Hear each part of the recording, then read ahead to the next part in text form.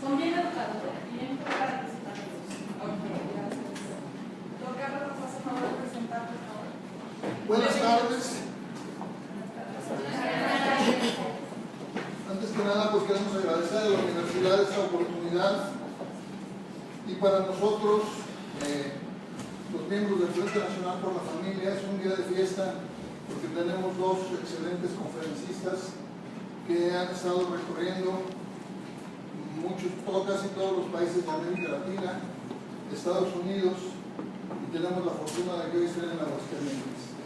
Ellos nos harán una presentación de lo que es su libro, la síntesis del Libro Negro de la Nueva Izquierda. Es un libro que es un bestseller en Amazon y es un gran éxito ya como libro impreso. Y me permito presentar al señor Agustín Laje y al señor Nicolás Márquez. Ellos son de Argentina, y para no llevarnos mucho tiempo, pues les dejo en manos de ellos. Muchas gracias por acompañarnos y gracias a ustedes.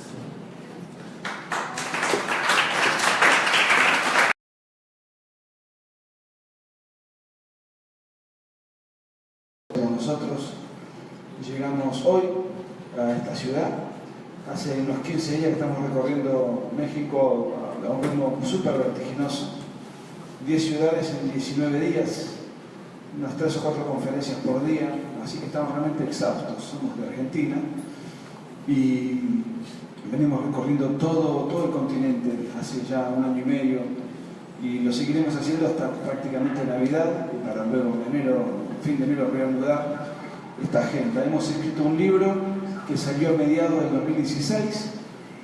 Ambos nos dedicamos desde hace mucho tiempo a escribir ensayos. Agustín tiene 5 libros escritos con apenas 28 años. Yo ya soy bastante mayor, ya tengo 42 años y este es mi libro número 14. Este libro... ¿qué hay ahí?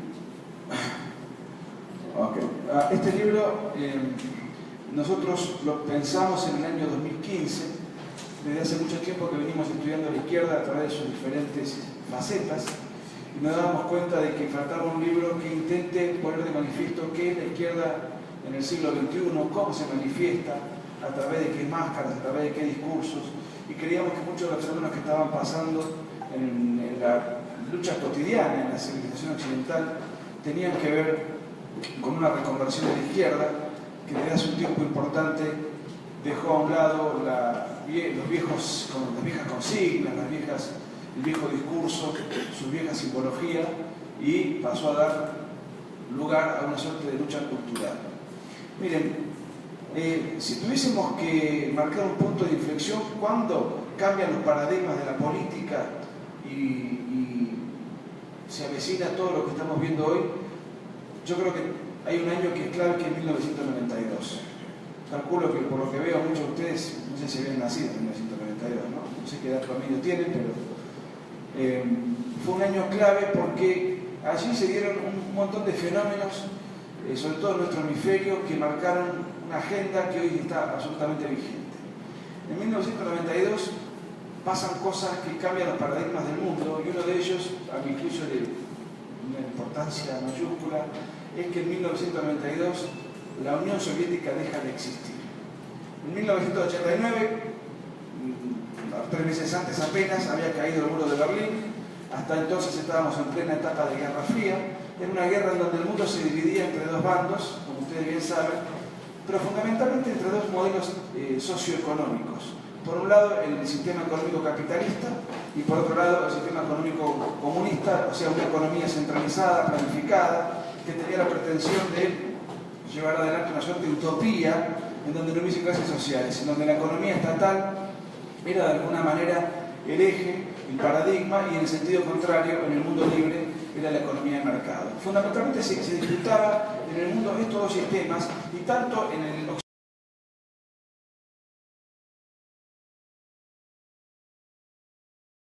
hecha con tal de que el comunismo no avanzara.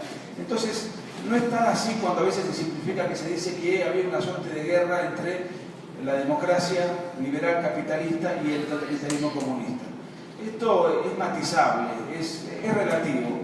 porque en el afán de que el comunismo no avanzara, se apoyaron modelos económicos duros, arbitrarios, autoritarios, pero que servían como era considerado un mal menor ante el avance de la amenaza comunista. Entonces la lucha era fundamentalmente entre el mercado o el Estado, en grados extremos, ¿no? Porque el Estado no se trata de un Estado presente, regulador, sino de un Estado totalizador, que de eso se trataba el mundo comunista. En 1989 cae el muro de Berlín, en 1992 la Unión Soviética deja de existir como concepto, como país, se desarticula. Fíjense la cantidad de cosas que aparecen en el mundo en 1992 y que antes de 1992 no se discutían, no estaban en la agenda. Son todos fenómenos que nacen de repente. ¿Por qué razón? Vamos a tratar de explicar la razón. Pero primero hablemos de cuáles son esos fenómenos que explotan, que aparecen en escena y que son como explosiones, chispazos políticos de protestas inconexas que no tienen mucho que ver entre sí, pero después vamos a ver que sí tienen mucho que ver entre sí. En 1992, por ejemplo, en Bolivia, nace por primera vez una gran marcha indigenista. Una marcha indigenista que fue impulsada y movilizada tanto por el oriente como por el occidente boliviano. Y se utilizó incluso como excusa que se cumplían 500 años del sometimiento hispano-católico del que nuestro hemisferio era objeto, a raíz de 1492, el quinto centenario de que Cristóbal Colón se topó con las Américas. Entonces en 1992 se aprovechó la consigna, se aprovechó la fecha y hizo una enorme movilización indigenista encabezada por alguien que paradojalmente no es un indígena. Y en todo caso es un narcotraficante que hoy es presidente de Bolivia, Evo Morales, ¿no?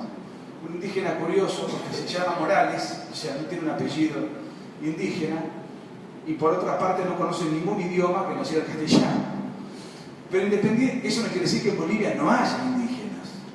Lo que quiero decir es cómo se utiliza el fenómeno indigenista con pretensiones políticas. En 1992, y ante la evidencia y la inminencia de que iba a caer el mundo soviético, el dictador vitalicio Fidel Castro, desde Cuba, al advertir que se le caía su sponsor, que se le caía su mecenas, que el cuartel general del comunismo internacional con sede en Moscú se desarmaba, unos pocos meses antes le ordenó a un delincuente subalterno, oriundo de Brasil, de la ciudad de San Pablo, un delincuente presunto, digamos, porque todavía no está confirmado que sea delincuente, estuvo preso el otro día por tal cosa, Ignacio Lula da Silva, que creara lo que se conoció como el Foro de San Pablo, que es un cónclave del comunismo internacional, financiado por el narcotráfico de las FARC, organizaciones de los derechos humanos, ideólogos, pensadores, guerrilleros, gente del indigenismo, militantes, bueno, en fin. El Foro de San Pablo se crea en 1992. Y fíjense, ese año nace el Foro de San Pablo y Evo Morales también integraba el Foro de San Pablo. Ignacio Lula da Silva fue el fundador. Ambos luego fueron presidentes de sus respectivos países. En 1992, en Río de Janeiro, ya habíamos advertido cómo en el 92, justo cuando cae la Unión Soviética, nace el Foro de San Pablo, nace la primera expresión indigenista, y en 1992, en la ciudad de Río de Janeiro, nace y se desarrolla el primer Congreso de Ecología Popular, el primer Congreso Internacional de Ecología Popular. Y ahí ya nace en la región el ecologismo, el ambientalismo, como una nueva corriente de pensamiento, de militancia, de preocupación, que hasta entonces a la izquierda le importaba poco y nada. Indigenismo, Foro de San Pablo, ecologismo. En 1992, en la ciudad de Buenos Aires, se lleva adelante por primera vez en Buenos Aires y por primera vez en América Latina la primera marcha del orgullo gay. Nunca se ha llevado ninguna en América Latina. En 1992 se lleva por primera vez en Buenos Aires, la encabezan dos dirigentes socialistas, homosexuales ellos, de apellido Jauregui, dos hermanos, Carlos y Roberto, si mal no recuerdo. Ambos murieron de SIDA. O sea que también tenemos la primera expresión de la ideología de género, o una marcha de género por primera vez en América Latina o en América Española, que se visibilizó este fenómeno. Antes este fenómeno no estaba, no existía, apoyado siempre cada una de estas cosas que estamos mencionando por sectores de izquierda. Antes de 1992 nunca la izquierda apoyó estas tendencias. Y en 1992 nace otra expresión política que dominó la escena durante por lo menos casi los últimos 20 años. caliente el agua, pero caliente. No sé si se puede conseguir un vaso de agua fresca, por favor. Bueno, gracias. Y en 1992, a baño María, diríamos en Argentina. En 1992, un militar golpista, coronel, en Venezuela, intenta llevar a cabo un golpe de Estado. Un golpe de Estado contra la presidencia de Carlos Andrés Pérez, el entonces presidente constitucional. El golpe de Estado fracasa. No obstante, la intentona militar tiene un éxito mundial resonante. El golpe fue frustrado, pero el golpe de efecto mediático fue resonante.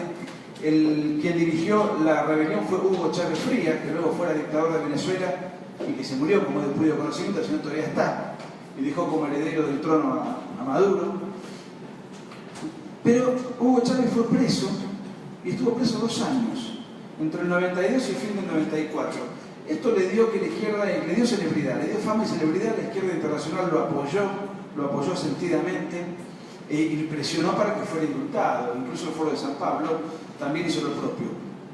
Sale de la prisión y en 1995 empieza a elaborar pacientemente, con una energía física notable que tenía Hugo Chávez, una energía física fuera de lo común, dormía 3 horas por día. Empezó a recorrer todo Venezuela con importante financiación y empezó a irrumpir en la partidocracia estable, y pocos años después, en 1998, gana las elecciones y en 1999 asume y comienza también en 1992 entonces el proyecto bolivariano, que se materializa o se ejecuta o se empieza a llevar a la práctica desde el punto de vista del poder institucional a partir de que Hugo Chávez llega al poder de Venezuela, el Palacio de Miraflores, ¿no? Entonces, fíjense, indigenismo, ecologismo, ideología de género, proyecto bolivariano, el Foro de San Pablo, toda una serie de explosiones que se dan, algunas pareciera que no tienen mucho que ver entre sí. ¿Qué es lo que estaba pasando? La izquierda se había quedado sin clientes. La izquierda ya no podía salir a la palestra y decir, bueno, vamos a convencer gente con la hoja y el martillo. No, tenemos que meterles a Bolívar, meterle la huipala, que es el símbolo indigenista, tenemos que meter la ideología de género como signo de apertura hacia otros ambientes. Tenemos que empezar a inventar nuevos símbolos, nuevos emblemas, nuevas banderas, nuevos discursos, porque el discurso que teníamos ya no convence a nadie, entre otras cosas porque estamos desacreditados internacionalmente, porque nos caímos solos, y además porque los obreros ya no quieren cambiar el mundo, lo que quieren es cambiar el auto. Y antes nuestra plataforma persuasiva era el obrero, porque antes nosotros creíamos en la lucha de clases. En el fondo seguimos creciendo en la lucha de clases, pero fracasó el paradigma. Entonces, aquí vamos a convencer, ¿qué público vamos a seducir? ¿Qué es lo que tenemos que hacer?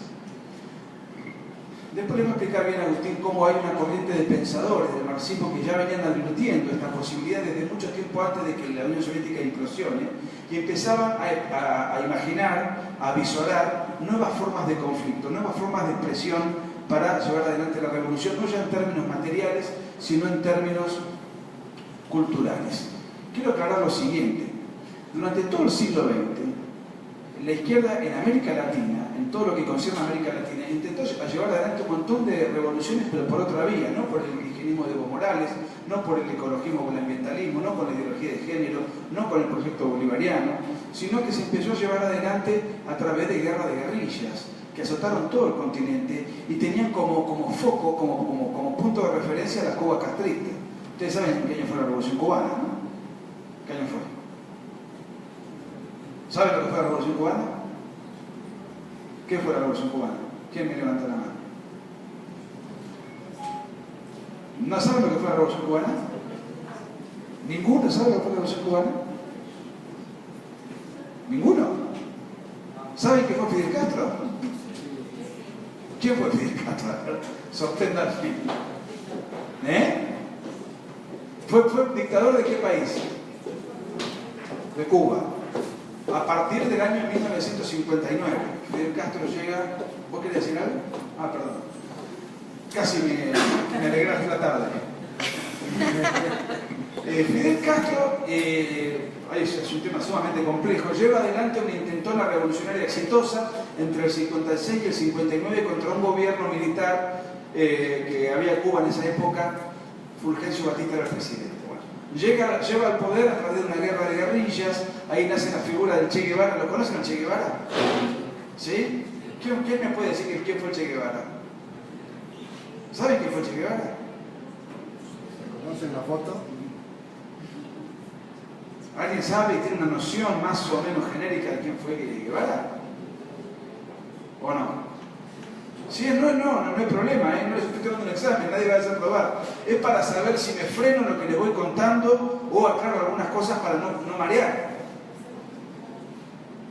¿Alguien sabe quién fue Che Guevara, chicos? Estamos en la universidad. Uno que levante la mano y salimos que se equivoque, no importa. Sí. Fue un guerrillero, por sobre todas las cosas. Que sea un idealista, bueno, es considerado así, no está tan lejos. Pero más que un pensador, él no era un hombre no era un filósofo, no era un intelectual, aunque escribía. Era por sobre todas las cosas un guerrillero. Y él fue un poco el emblema, el ícono que marcó a generaciones posteriores. Él murió en Bolivia en el año 67, en octubre, o sea que el mes pasado, y nosotros estábamos disertando en Bolivia, se habían cumplido 50 años de la muerte del Che Guevara. El Che Guevara era un guerrillero. ¿Saben lo que es un guerrillero? Más o menos. ¿Saben lo que es un guerrillero? ¿Sí? Muy bien. Él fue un poco el que marcó, motivó, sirvió de guía a muchos jóvenes revolucionarios de izquierda que en la década del 70, 80 llevaron adelante muchos intentos revolucionarios intentando imponer el comunismo por la vía de la guerrilla, tomando como referencia lo que había pasado en Cuba con Fidel Castro y tomando como referencia la entrega, el ejemplo abnegado de Guevara, que había recorrido varios países del mundo intentando exportar esa revolución.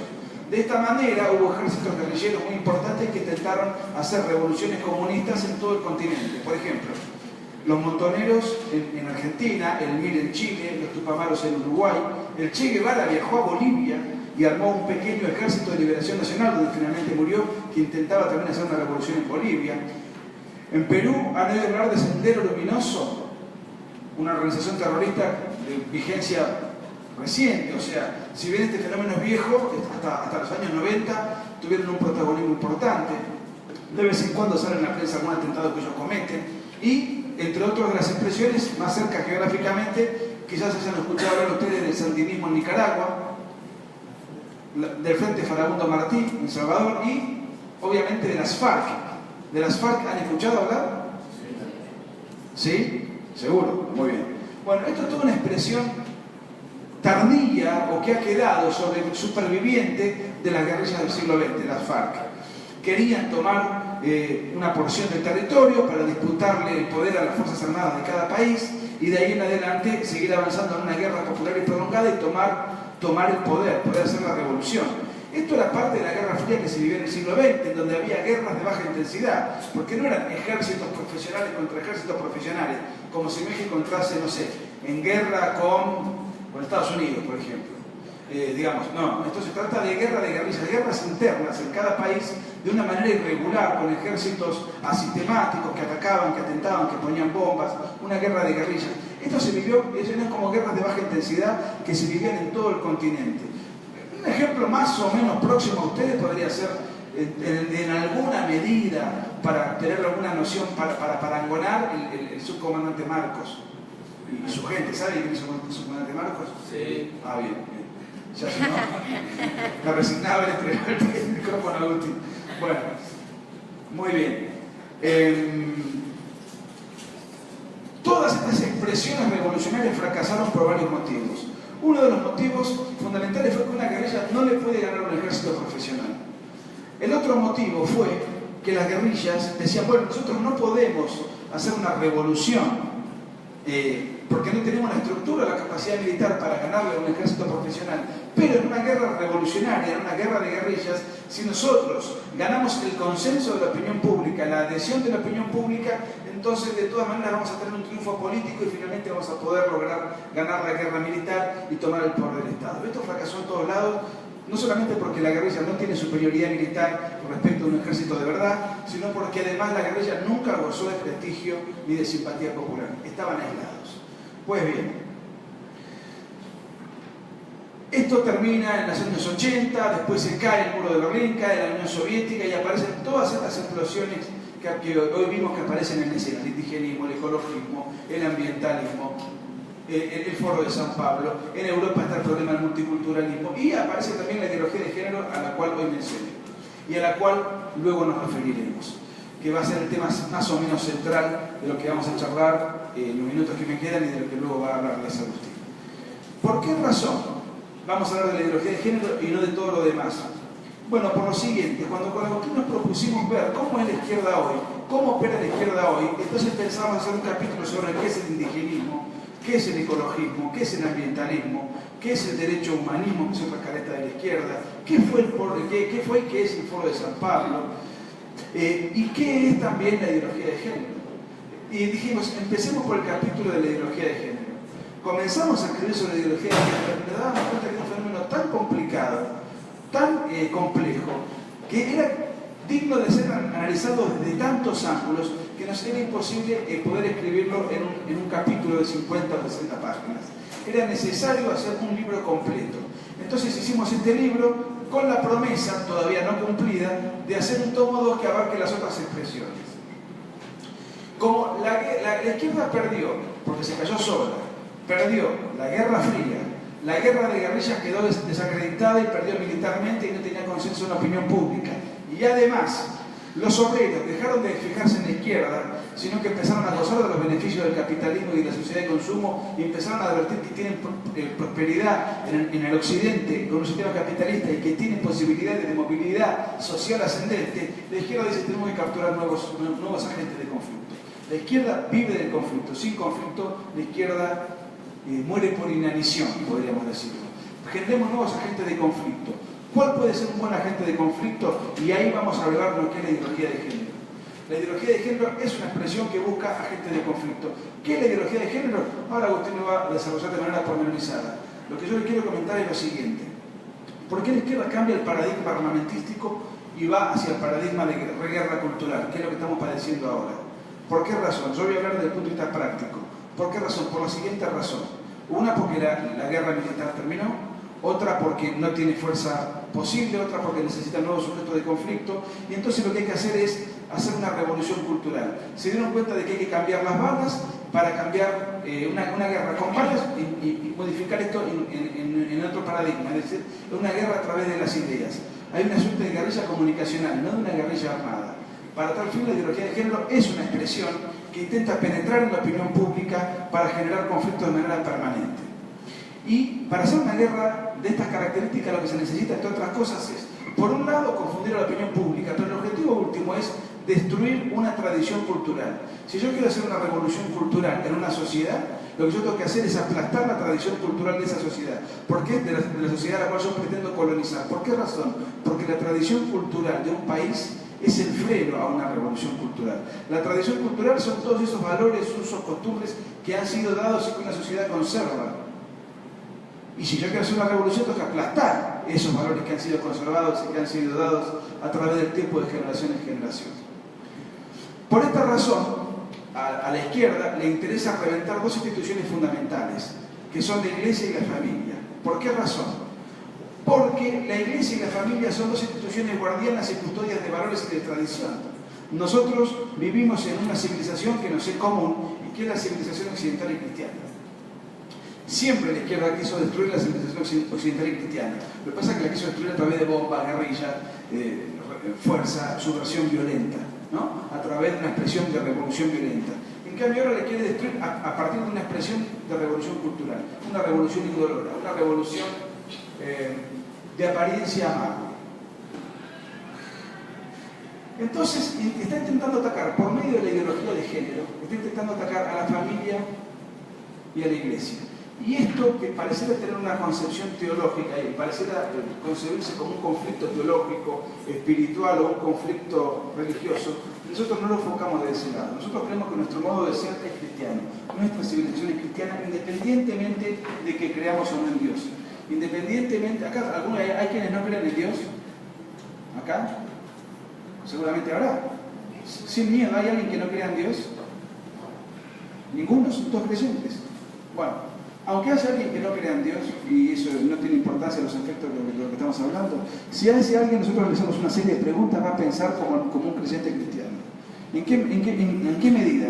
Va a saber que robar está mal, que mentir está mal, que desear a la mujer del prójimo está mal, que hay que honrar al padre y a la madre, que no hay que codiciar bienes ajenos. Nosotros vivimos en una civilización occidental y cristiana por añadidura, independientemente de que creamos o no en Dios, independientemente de que Dios exista o no. La manera de ser va a ser propia de un cristiano en términos culturales. Había un pensador francés de mitad del siglo XX llamado Maurras que decía: soy ateo pero católico, porque él veía que los valores de nuestra idiosincrasia eran valores comunes más allá de la cuestión de la fe. Si nosotros tomamos a alguien de Medio Oriente, lo traemos hacia esta aula y le preguntamos una serie de cosas: ¿qué opina de la mujer? ¿Qué opina de la libertad? ¿Qué opina de la sexualidad? ¿Qué opina de un montón de instituciones y de asuntos? Él va a responder como alguien absolutamente consustanciado con su hábitat, aunque no crea en Dios, aunque sea ateo, aunque no crea en Alá, porque independientemente de su fe, está absolutamente consustanciado, mimetizado con su lugar de pertenencia. Nosotros somos cristianos, todos los que estamos acá, aunque no vayamos a la iglesia, aunque no creamos en Dios. ¿Okay? Estoy hablando desde la perspectiva cultural, y eso es lo que le importa a la izquierda: reventar los valores de esa civilización, los valores culturales inherentes a esa tradición cultural. La iglesia representa esa tradición cultural. Fíjense, ustedes han visto las marchas de género, las marchas LGBT, las marchas feministas, las marchas Ni Una Menos, las marchas del Día de la Mujer. Eso lo han visto por televisión porque quizás han ido. ¿Dónde termina cada una de estas marchas? ¿En qué lugar físico termina la protesta? En un lugar importante, no sé. Siempre en una iglesia. Terminan siempre en una iglesia. ¿Por qué razón? Si a la mujer tiene algún reclamo que hacer, tirándole caca al cura va a solucionar algo. ¿No sería mejor ir a tirar caca o estier, porque son así las marchas de estas características, a un congreso de la nación para que legisle en consecuencia? Si hay una mujer golpeada, ¿no es mejor ir a tirar caca a la comisaría porque no resolvió el problema? ¿O a la fiscalía porque sigue preso el agresor? ¿Por qué a la iglesia? Si se trata no de un caso puntual, sino de defender a la mujer en términos universales, ¿por qué ir a hacer una marcha contra una iglesia cuando en el occidente cristiano hoy la mujer va a la universidad, acá hay mayoría de mujeres, da cátedra, se recibe, tiene hijos o no, lleva una vida de soltera o no, vive su intimidad como le plazca, estudia lo que le plazca, vota, tiene capacidad para ser elegida, hay mujeres presidentes en toda nuestra civilización? ¿Por qué se ataca tanto a nuestra civilización si en definitiva la mujer tiene plenos derechos para llevar adelante su vida personal y ejercer y desarrollar sus potencialidades?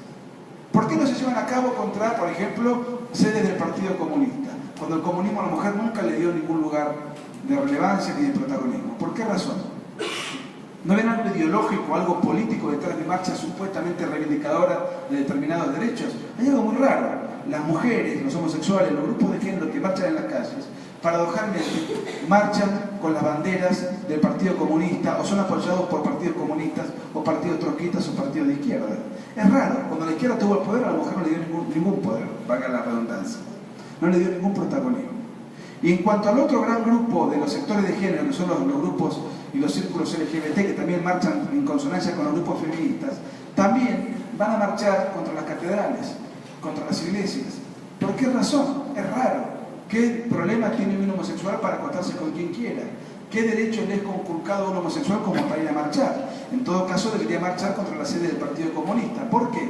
Porque el delito de homosexualidad estaba castigado en el artículo 121 del Código Penal soviético con 5 penas de trabajo forzado en los gulags, 5 años. 5 años de trabajo forzado en los gulags en la Siberia.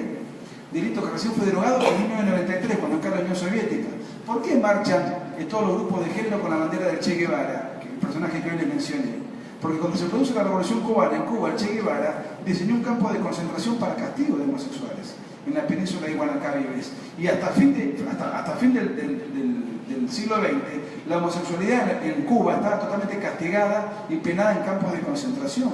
En el otro gran bloque comunista, China, la homosexualidad estuvo castigada con pena de castración, delito que recién se derogó en 1997. y en caso de reincidencia se imponía la ejecución sumaria. ¿Por qué la izquierda apoya entonces a los mismos grupos que cuando tuvo el poder criminalizó? A los grupos que cuando tuvo el poder patologizó, culpabilizó y castigó brutalmente en campos de concentración. Qué raro. No, bueno, pero esto ya fue, esto es historia, ahora estamos con el siglo XXI, ¿y entonces qué? ¿Por qué van a marchar contra una civilización o contra lo que representa los valores de una civilización en la cual hoy un homosexual o una mujer goza de plenos derechos? Segundo punto, si la discusión ya no es historiográfica, sino es actual, y lo que se busca es reivindicar los derechos de la libertad del homosexual y de la libertad de la mujer en su plenitud en el siglo XXI, ¿por qué no marchan contra una mezquita en lugar de contra una iglesia? Digo, porque en las mezquitas o en las embajadas donde estos países teocéntricos de Medio Oriente tienen vigencia, la mujer no goza del más mínimo derecho, empezando desde que cuando nace se le practica la ablación. ¿Saben lo que es la ablación? ¿Saben? La ablación es cortarles, quitarles el clítoris. La mujer cuando nace en Medio Oriente se le hace una suerte de operación al recién nacido inmediatamente para que la mujer luego de grande no goce del sexo. Se le corta el clítoris y tenga solamente una función meramente reproductiva. ¿Dónde están las mujeres, las feministas marchando por estas circunstancias en Medio Oriente? No, en Medio Oriente no podrían porque las matan, pero en Occidente, por lo menos protestando contra las mezquitas o contra las embajadas donde estas prácticas tienen plena vigencia en el siglo XXI. Si una mujer es acusada de adulterio en Medio Oriente, ¿ustedes saben lo que les pasa? La lapidan. Muy bien. Una mujer no tiene ni siquiera la libertad de hacer ver su rostro, de visibilizar su rostro. No tiene ningún derecho político, es una cosa, es un derecho, son estudiantes de derecho ustedes, ¿no? La mujer en Medio Oriente es lo mismo que un derecho real. Es una cosa que tiene una propiedad. Y es el marido, el jeque, etc. ¿Dónde están las marchas feministas protestando por esta situación? Vamos al plano de la homosexualidad. Marchan con las islámicas. Inclusive cuando asumió Donald Trump, marcharon en protesta con las islámicas, los grupos feministas. Como si bajo el Islam o bajo los gobiernos que están bajo el yugo del Islam, las mujeres tuviesen algún tipo de derecho, prerrogativa, de alguna naturaleza, de alguna característica. Miren, en cuanto a los otros grupos de esta tendencia, que son los grupos homosexualistas, hoy, en Medio Oriente, obviamente la homosexualidad está castigada. Por ejemplo, en Irán, 300 homosexuales promedio por año son sancionados a pena de muerte, y esto lo pueden ver por YouTube, las horcas, o a veces los tiran por la horca en circos bochornosos, porque van encapuchados con el verdugo, etcétera, etcétera. Se los ahorca públicamente, la gente siendo espectadora del episodio, o si no se los tira desde una montaña. ¿Dónde están los grupos LGBT, los grupos de género, las feministas protestando contra estas cosas que pasan en el siglo XXI y no pasan en el occidente liberal capitalista, que es más o menos el nuestro? El occidente cristiano, democristiano, donde estamos nosotros instalados.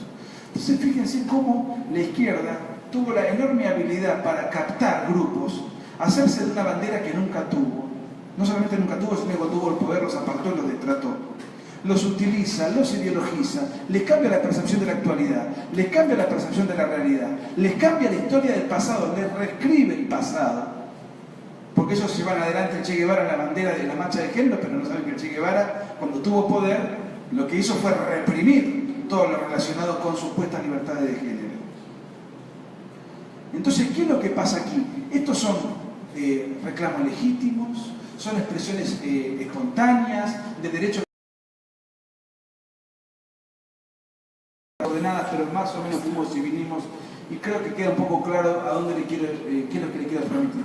Les quiero transmitir la duda, porque la ideología de género es un tema que está en agenda, que se discute hoy en el periodismo, se discute en los políticos, se discute en todo el occidente, en Europa, se discute en América Latina, y más que se discute, yo diría se impone.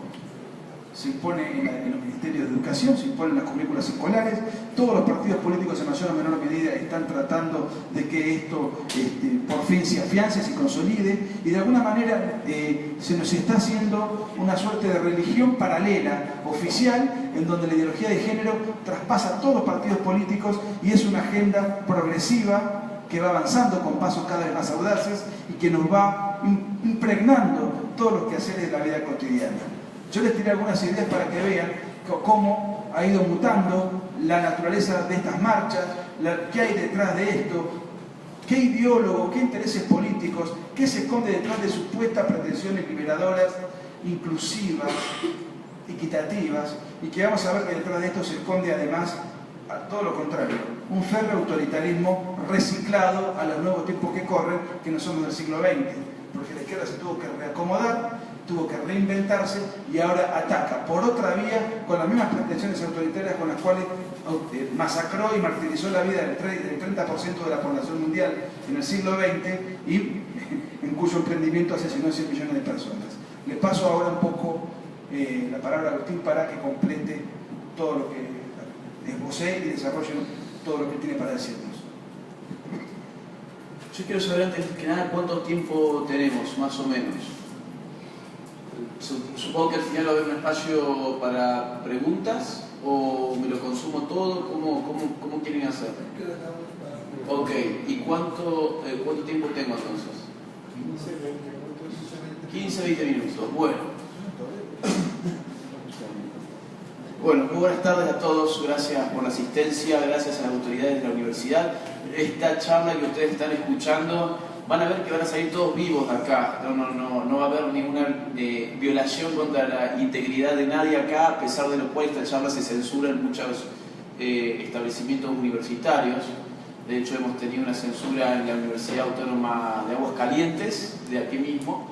Hemos tenido otra censura en el Instituto Tecnológico Boca del Río, hemos tenido censuras en Costa Rica, hemos tenido censura, en un montón de lugares, lo cual siempre decimos, volvamos a lo que la universidad significa. La universidad, el mismo término, nos dice que es un espacio público donde debiera, utópicamente, por lo menos, circular la universalidad de ideas. Cuando una idea se deja fuera de la universidad con arreglo a la censura, esa universidad pierde su prestigio como universidad. Así que gracias a las autoridades verán que esta charla no viola los derechos humanos, a pesar que nosotros ya estamos denunciados penalmente en Chihuahua por dar una charla como la que ustedes escuchan ahora. No creo que se vayan muy asustados, pero nosotros ya tenemos problemas jurídicos.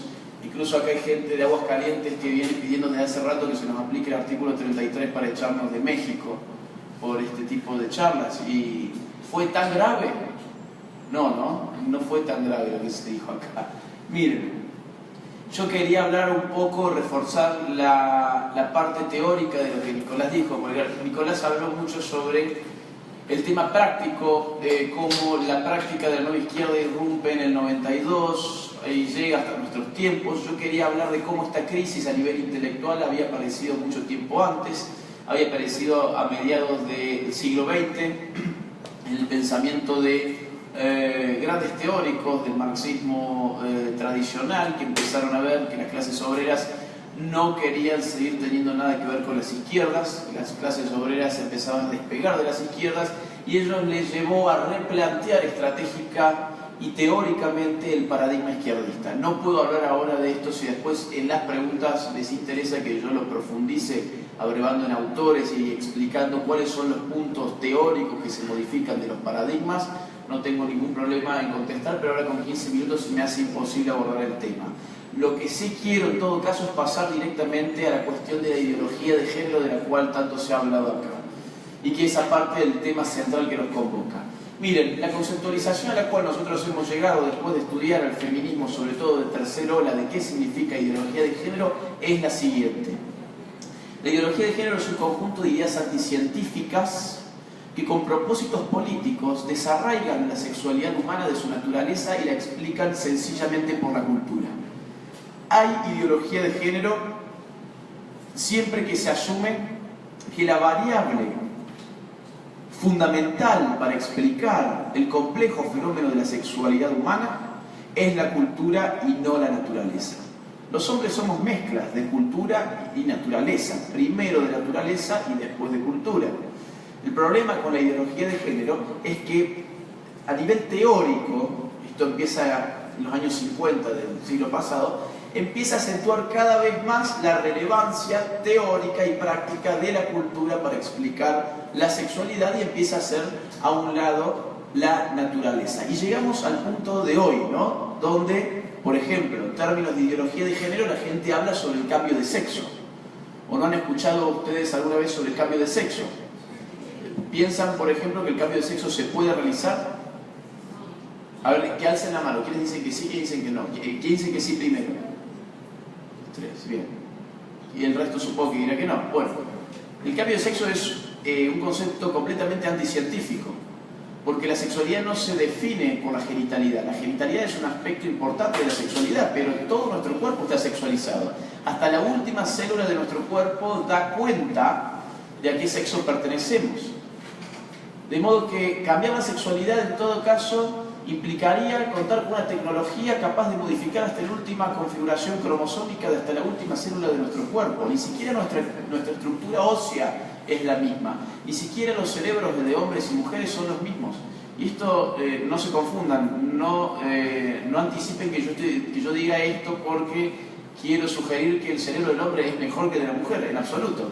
Los cerebros de las mujeres, por ejemplo, tienen muchas cuestiones muy ventajosas por sobre las del hombre, como por ejemplo que las interconexiones entre los hemisferios laterales son mucho más fluidas, son millones de conexiones extra que la mujer tiene que los hombres no. Y eso, por ejemplo, le previene de muchas enfermedades que son más típicas en los hombres, como la esquizofrenia. Es decir, las neurociencias nos han mostrado que ni siquiera a nivel cerebral somos los mismos. A nivel genético, el experimento Genoma Humano, que fue el experimento genético más importante de la historia de la humanidad, que mapeó los genes humanos en el año 2011, dio cuenta de entre 20.000 y 25.000 genes humanos. Entre ellos, después se constató que más de 6.500 genes operaban de manera distinta en hombres y en mujeres. Es decir, hombres y mujeres no somos los mismos. Tenemos que ser lo mismo, tenemos que ser iguales ante la ley. El problema es cuando el paradigma se modifica y ya no se pretende la igualdad ante la ley, sino la igualdad a través de la ley, que eso es muy propio de la ideología de género. Yo dije que estos son ideas anticientíficas, efectivamente, ideas anticientíficas porque van a contramano de las ciencias duras respecto de la corporalidad humana, va a contrapelo de lo que tiene para decir el cuerpo humano, la fisiología, la anatomía, la psicobiología, las biologías, las neurociencias, la neurología y las medicinas. Es decir, aquellas ciencias que son a las cuales acudimos cuando tenemos una molestia corporal son aquellas ciencias que son negadas por este tipo de ideas de que sexualmente, en verdad, la sexualidad depende o bien de una construcción cultural o bien de una autopercepción. Y que en todo caso la autopercepción es el antídoto frente a un sistema cultural que nos sexualiza de una manera bien específica. Ahora bien, mi problema no es que sea anticientífico simplemente la ideología de género. Es decir, en la vida social hay muchas prácticas y creencias anticientíficas. Hay gente que le gusta hacer Reiki, que no tiene fundamento científico, por ejemplo. Hay gente que le gusta pensar que el cáncer se puede curar tomando flores de Bach. Hay gente que le gusta invocar a los espíritus haciendo sesiones de Ouija. Y nosotros no hemos escrito un libro ni contra la Ouija, ni contra el Reiki, ni contra las flores de Bach. No es nuestro problema la falsedad de la idea. Nuestro problema es que la falsedad se quiere imponer políticamente. Y nosotros nos preocupamos por la ideología de género porque es un problema político. ¿Por qué es un problema político? Porque sin la institución política por antonomasia, que es el Estado, la ideología de género no puede hacer pie sobre la sociedad. El conjunto de ideas que ofrece la ideología de género es tan ridículo que sin acorazarse con la fuerza pública del Estado es inviable. Allí donde la ideología de género más ha avanzado ha sido allí donde el Estado ha sido mayormente cooptado. Yo quiero darles algunos ejemplos rápidos, me hacen de atrás que tengo 10 minutos nomás, y ustedes que estudian abogacía, ¿cierto? ¿Derecho? Sí. Son todos de derecho. Bueno, la ideología de género empieza a modificar los marcos jurídicos. El derecho es un instrumento imprescindible para poder instaurar una ideología de género. Insisto, no es un ofrecimiento, no es una propuesta, no es un debate tampoco que está abierto.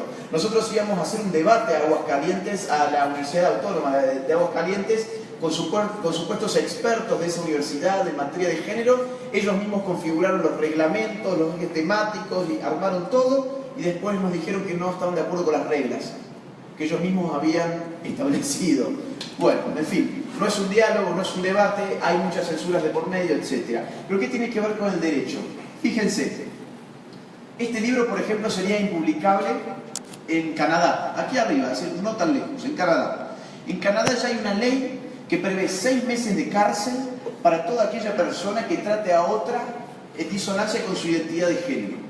Por ejemplo, si acá el compañero a mí me asegura que él es una mujer, dice yo me autopercibo como una mujer, entonces como lo que predomina en términos de sexualidad es el subjetivismo, no es la realidad biológica, sino que es o la cultura o mi autopercepción, yo tendría que aceptarlo él como una mujer. Yo puedo respetar su autopercepción, él tiene derecho a autopercibirse como quiera. No es mi problema si él se quiere autopercibir, por ejemplo, como Superman y asegurarme que si se tira desde un 10º piso va a salir volando. Es un problema suyo, yo no me meto en eso.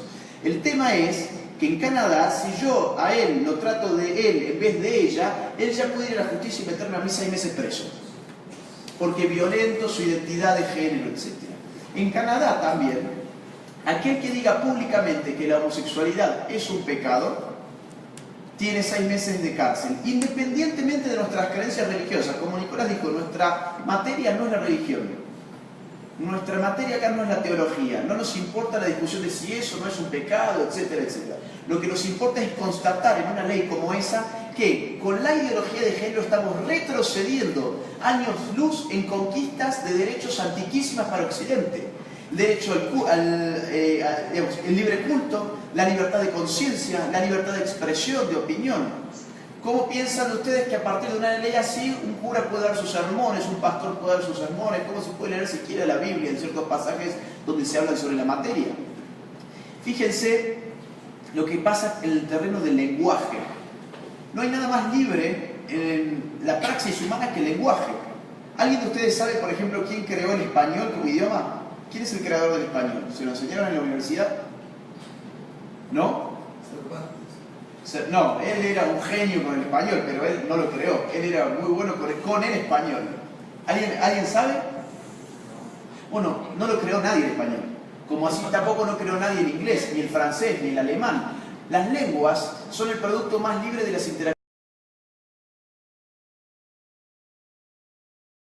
Se arrogan el derecho de fabricar nuevos lenguajes para sus ciudadanos. Tienen el poder tan totalitario que pueden, desde la política, fabricar y obligarle a la gente a hablar de cierta manera. Esa distopía hoy más o menos se está cumpliendo con el poder ideológico de la ideología de género.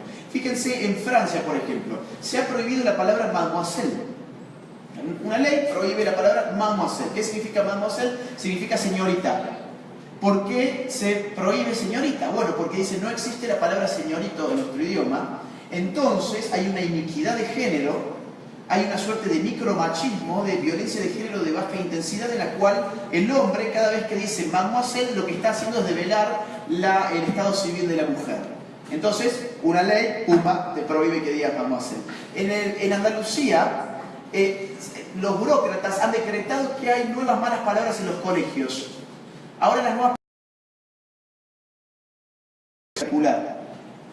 Ha llegado hace 10 meses más o menos una chica que se autopercibe como un hombre, es decir, un transgénero, a una clínica. Y ella llegó embarazada, llegó con una panza de este tamaño.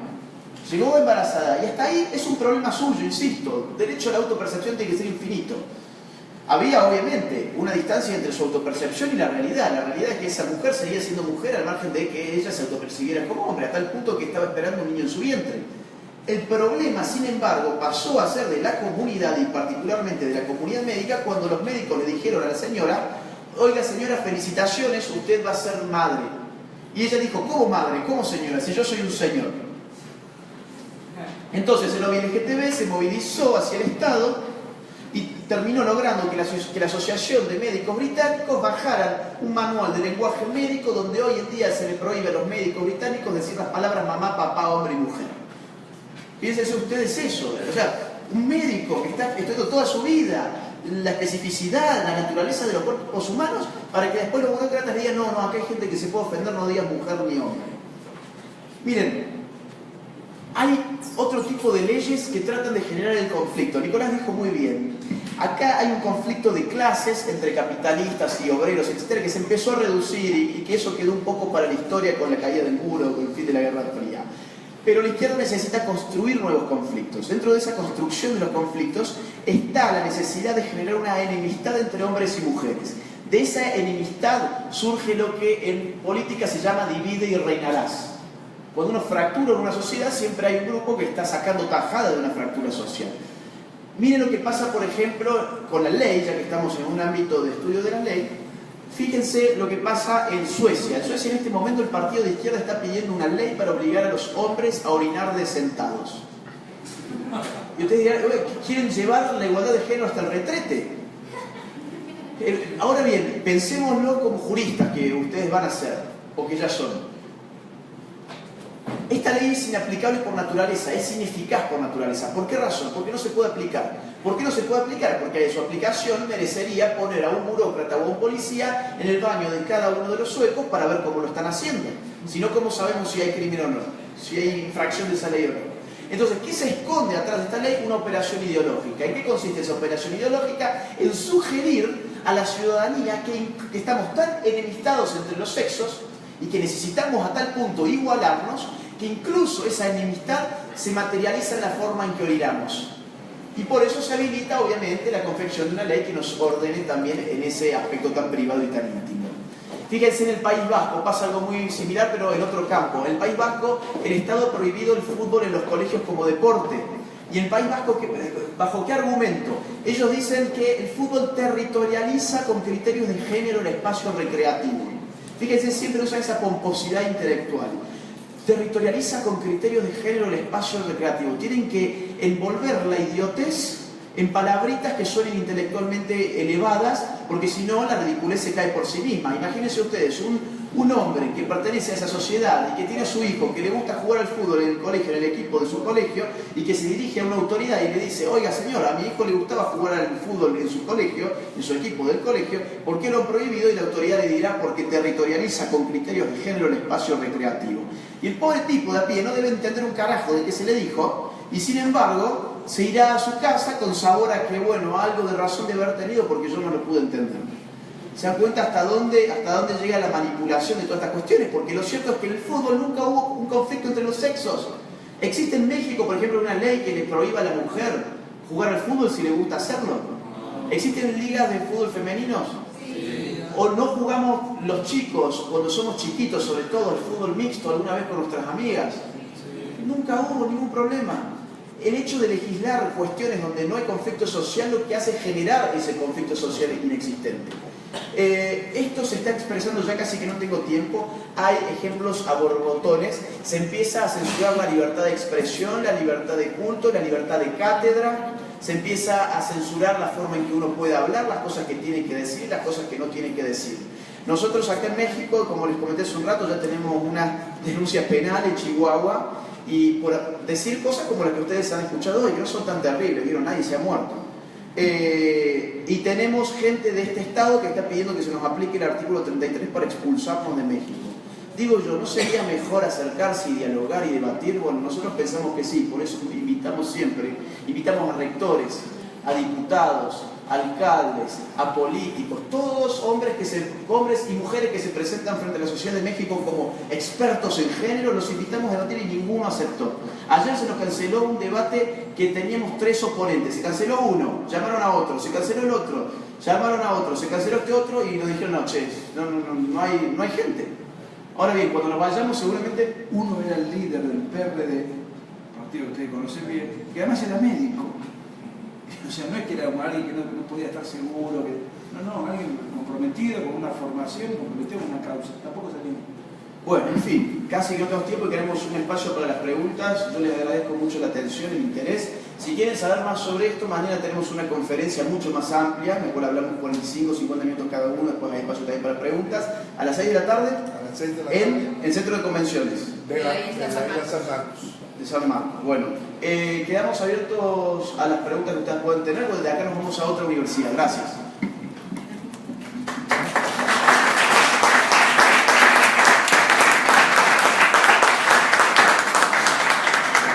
¿Alguna pregunta, muchachos?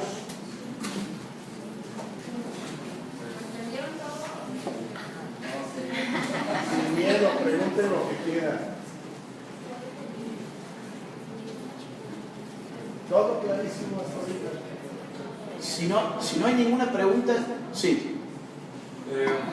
Bueno, teniendo en cuenta todo lo que comentaron ahorita, se puede decir que la izquierda más que nada está ganando terreno en lo que nunca, bueno, en lo que sí tal vez siempre ha existido, pero igual y la gente lo ve porque ahí está y no genera controversia ni nada por el estilo. Entonces la izquierda se está yendo más por ocasionar problemas y eso, y hacer pues un rating elevado para ganar, ahora sí que personas idealistas para que sigan hacia el mismo, a la izquierda en este caso. Sí, mira, muchas veces ocurre que la izquierda se asienta sobre problemas sociales que pueden existir, pero la interpretación que ellos les dan y la legislación que después logran va a contramarcha de las verdaderas soluciones para esos problemas sociales que la misma izquierda dice identificar. Te pongo un ejemplo. Ustedes que estudian abogacía, ¿conocen lo que es el feminicidio? Sí. ¿Alguien lo podría definir? Asesinato totalmente hacia una mujer. Asesinar a una mujer. Pero brutalmente, ya con todas las agravaciones. Bien. Tiene que tener algunos factores específicos. Sí. ¿Vos querés decir algo? Se supone que es asesinarla solamente por odio hacia la mujer. Ahí está. La verdadera, digamos, por lo menos en el grueso de América Latina se tipifica en los códigos penales el feminicidio como el asesinato de una mujer por el hecho de ser mujer. Es decir, si una mujer muere asesinada, por ejemplo, en el marco de un robo callejero, eso técnicamente no sería un feminicidio. Un feminicidio está vinculado con el otro concepto, que es el de la violencia de género. ¿Conocen el concepto? ¿Lo han escuchado una vez? ¿Lo han visto por la televisión? Otro caso de violencia de género, una mujer maltratada, etc. ¿Han visto, han escuchado alguna vez el concepto? Sí. Ok, violencia de género para la ONU es aquella violencia que se ejecuta contra una persona del otro género y el motivo de esa violencia es el odio de género. Por eso se llama violencia de género. El femicidio o el feminicidio, según en el país en el que estemos se llama de una u otra forma, sería el caso extremo de la violencia de género, porque la violencia de género llevaría a la muerte de la mujer, entonces se transformaría en un feminicidio. Ahora bien, hay una realidad que tiene que ver con lo que vos has dicho. Bueno, hay cosas reales, pero que la izquierda después las interpreta a su antojo para parte de la realidad social, que hay violencia entre los sexos.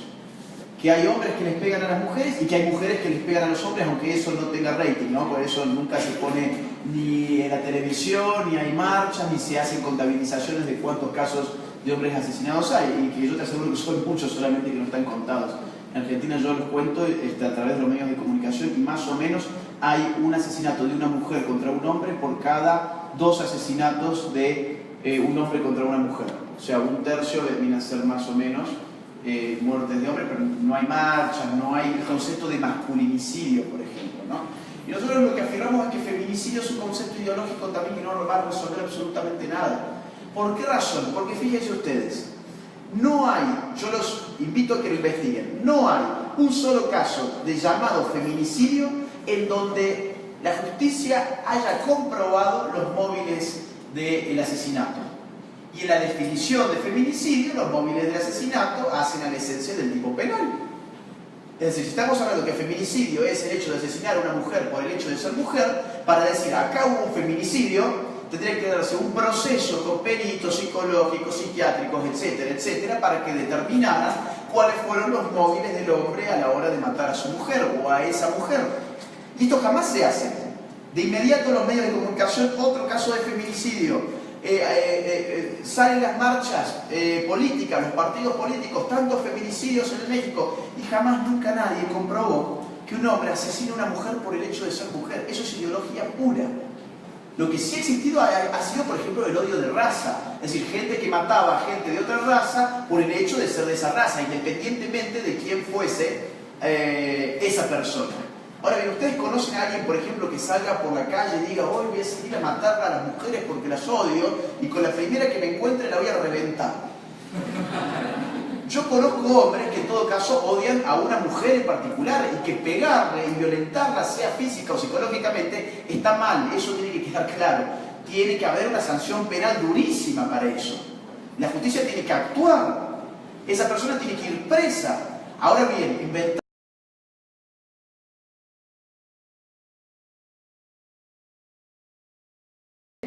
un problema social, uno tiene que conocer las causas. Si uno se inventa las causas a priori, no va a poder solucionar absolutamente nada, y es lo que está pasando con la violencia entre los sexos en América Latina. aunque creo que ya no quedaba más tiempo. ¿Estaban haciendo señas de eso? Ya no hay tiempo. Bueno, muchas gracias de nuevo.